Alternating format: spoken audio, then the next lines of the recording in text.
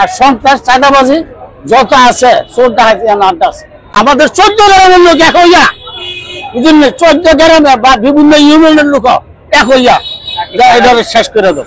আবারও আলোচনায় কুমিল্লার মুরাদনগর। মুরাদনগরের একই পরিবারের 3 জনকে পিটিয়ে ও কুপিয়ে হত্যার অভিযোগ উঠেছে। 40টা মামলা আমাদের আছে। ঘটনা হলো একটা মোবাইল চোর ধরছে, একটা মোবাইল চোর তার মেয়ের জামাই এই দোকানটাতে শুরু করে লয়ে যাইতেছে, ফোলামাইনে ধরছে। ধরার পর তাই গিয়া ওই ফোলামাইনে মাইক এরপরে গ্রামের মেম্বার, সে মুক্তিযোদ্ধার মেম্বারও, বীর মুক্তিযোদ্ধার মেম্বারও, হ্যাঁ ফাঁস করে হ্যাঁ দল করে কইছে গার্জিয়ান আইলে আমি ছেড়ে দেব।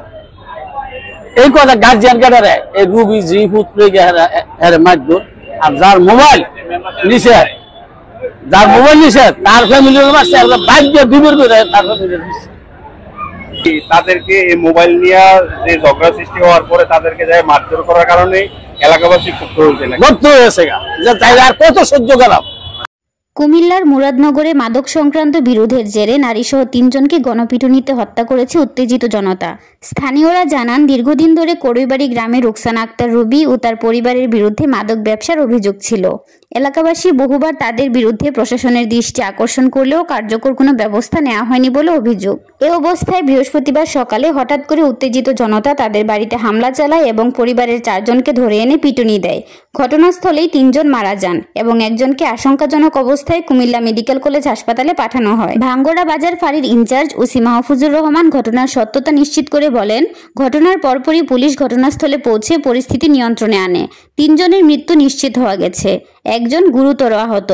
এই ঘটনায় তদন্ত শুরু হয়েছে এবং জড়িতদের শনাক্ত করতে কাজ চলছে। মুরাদনগরে গত 26 জুন রাতে ফজর আলী নামের এক ব্যক্তির বিরুদ্ধে ধর্ষণের অভিযোগ ওঠে।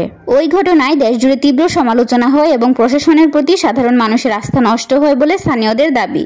সেই ঘটনার রেশ কাটতে না কাটতে রুকসানা রুবির পরিবারের বিরুদ্ধে গণপিটুনির মতো ভয়াবহ ঘটনা ঘটায় এলাকা আবারও উত্তপ্ত হয়ে ওঠে।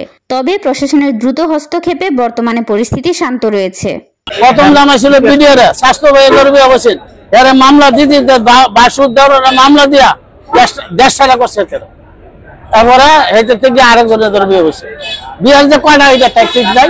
আমাদের 14 গ্রামের লোক এক হইয়া, বুঝলেন, 14 গ্রামে বা বিভিন্ন ইউনিয়নের লোক এক হইয়া এটা শেষ করে দেব।